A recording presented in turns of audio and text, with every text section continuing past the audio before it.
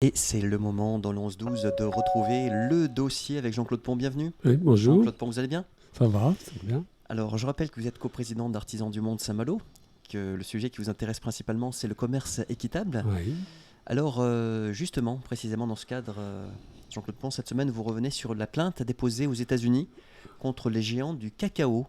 oui. Ben, le cacao, c'est un des produits essentiels dans le commerce équitable. Avec le café, c'est les deux produits les plus vendus en commerce équitable. Et ben oui, et le problème du cacao, j'en ai déjà parlé plusieurs fois sur cette antenne, c'est que ben, à 45% du cacao mondial provient de Côte d'Ivoire. Le Ghana aussi, qui est le gros producteur. Puis après, les autres pays, ce sont vraiment des plus petits producteurs. Mais spécialement Côte d'Ivoire, ben, c'est des grosses plantations où on exploite les ouvriers, qui sont très peu payés. Et puis en particulier, ben, on exploite les enfants. Quand vous parlez d'exploitation, c'est y compris par rapport au salaire moyen des pays concernés? Ah oui, oui, oui, totalement, oui, c'est de l'exploitation. Alors, bon, déjà, les prix payés pour le cacao sont vraiment tellement bas que les producteurs ne peuvent pas, avec leur seul salaire, faire vivre leur famille. Donc, il faut travailler leurs propres enfants. Donc, ils ne peuvent pas, à ce moment-là, les envoyer à l'école. Ça, c'est déjà un problème. Mais le pire, c'est l'esclavage, carrément. C'est-à-dire qu'on fait venir des enfants du Burkina, du Mali, en leur promettant, on les achète aux parents, on verse une petite somme aux parents, on leur promet qu'ils auront un salaire, Quand vous dites etc. on, c'est qui? Ben, c'est des trafiquants, des intermédiaires, donc c'est le travail, quoi. Ils organisent des cars pour passer la frontière, etc. Donc les enfants, donc là c'est un groupe de 8 enfants esclaves qui ont été sortis parce qu'il y a des ONG qui essayent de sortir ces enfants de l'esclavage. Donc 8 enfants qui ont été sortis de l'esclavage, qui sont maintenant des jeunes adultes et qui ont porté plainte, aidés par l'association d'avocats pour les droits internationaux. Donc ils ont porté plainte aux USA. Donc ça c'est quand même une avancée pour nous. Alors il faut savoir que... Ce sont des enfants maliens, on précise, hein. Oui, oui, là, dans ce cas-là, ce sont des Maliens. Donc, en interviewant ces jeunes, ils ont été de 11 en gros à 15 ans esclaves au Mali. On, on leur promettait un salaire d'équivalent à peu près d'une trentaine d'euros par mois, qu'ils n'ont jamais touché. Alors moi, j'ai vu plusieurs fois un documentaire qu'on doit pouvoir retrouver sur Internet, c'est la face cachée du cacao, par exemple, où on voit vraiment cette vie-là. Donc les enfants, ben, ils n'ont pas de salaire pendant plusieurs années. Ils travaillent en gros 14 heures par jour, 7 jours sur 7. Ils sont mal nourris. Donc le travail dans les plantations de cacao, c'est à la machette. Décortiquer les cabosses, ça se fait à la machette. Donc il y en a qui se blessent. Traiter avec du glyphosate, enfin tous ces produits chimiques. Donc les enfants font ça avec l'appareil sur le dos, sans masque, sans savoir ce qu'ils font. Bien souvent, on leur prend leur passeport, enfin leur carte d'identité. Ils sont esclaves pendant plusieurs années. Alors bon, on se réjouit qu'aux États-Unis, la plainte soit recevable, qu'il devrait y avoir un procès. Mais bon, après, c'est pas encore gagné, parce que Nestlé, Mars, Cargill, tout ça, le cacao, il faut savoir, dans le monde, c'est 6-7 grosses entreprises qui se partagent pratiquement Multinationales, ouais. 90% du commerce du chocolat, du cacao dans le monde. Et s'agissant du prix du cacao, vous l'avez évoqué tout à l'heure, Oui. Jean-Claude Pont, qu'est-ce qui le fixe, ce prix-là?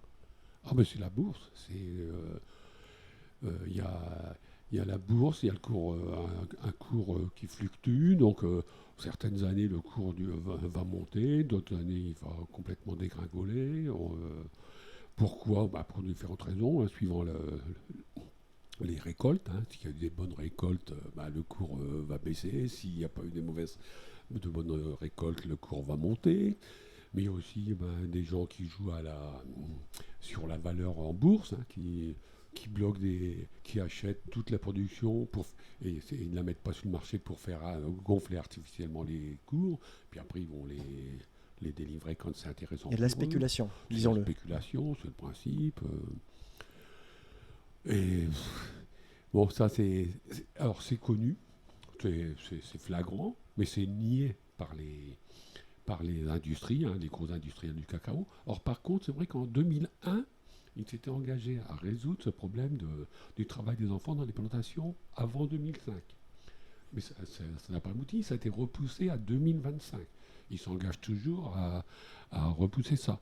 Mais d'un autre côté, quand on leur montre flagrant, je parlais tout à l'heure de documentaire, la phase fait du cacao, on vient les voir, on leur montre les films avec les enfants qui travaillent, c'est ça. Ben, ils nient, c'est pas nous. Alors toujours le même procédé pour se protéger. C'est pas nous. Nous, on vérifie, on exige que tout soit tracé. Alors il existe du chocolat équitable?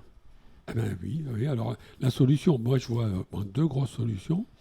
C'est premièrement, ce dont je parlais il y a une quinzaine de jours, c'est que l'Europe et l'ONU arrivent à voter des lois rendant ces grosses industries responsables des dégâts qui sont causés dans les pays du Sud par leurs sous-traitants, par leurs filières, etc. Donc ça, c'est le jour où on arrivera à ça, on pourra enfin pousser un ouf de soulagement. Donc croquer moins de chocolat, mais de meilleure qualité, en connaissant oui. Alors maintenant, oui, l'origine, la deuxième traçabilité. solution pour moi, c'est le cacao, le chocolat, garantie équitable. Moi, j'incite vraiment les consommateurs. On sait que dans le cacao, il y a de l'esclavage.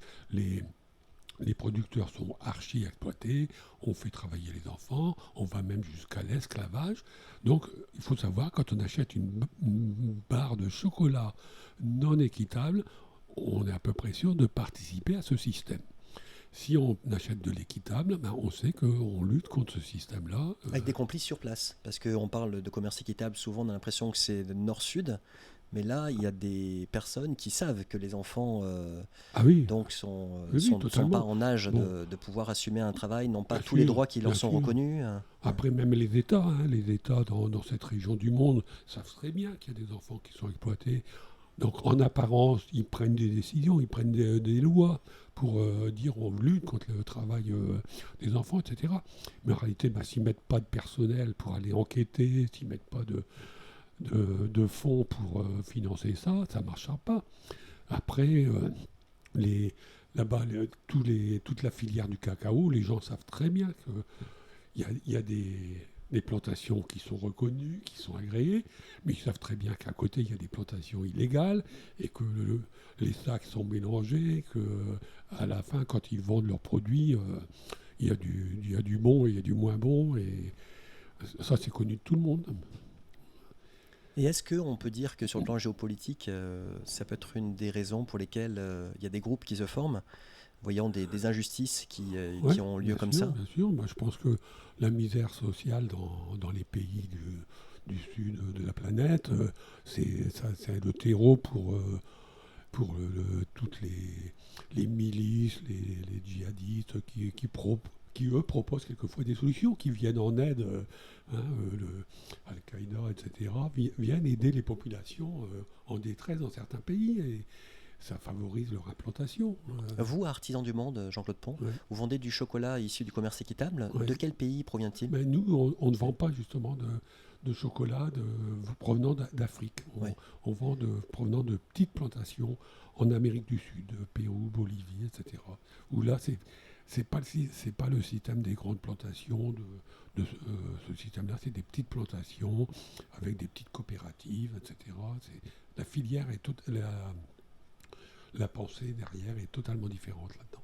D'accord, merci beaucoup Jean-Claude Pont pour cette sensibilisation au chocolat équitable. On vous dit à la semaine prochaine, si vous le voulez bien. Belle Merci. semaine à vous. Au revoir. Au revoir.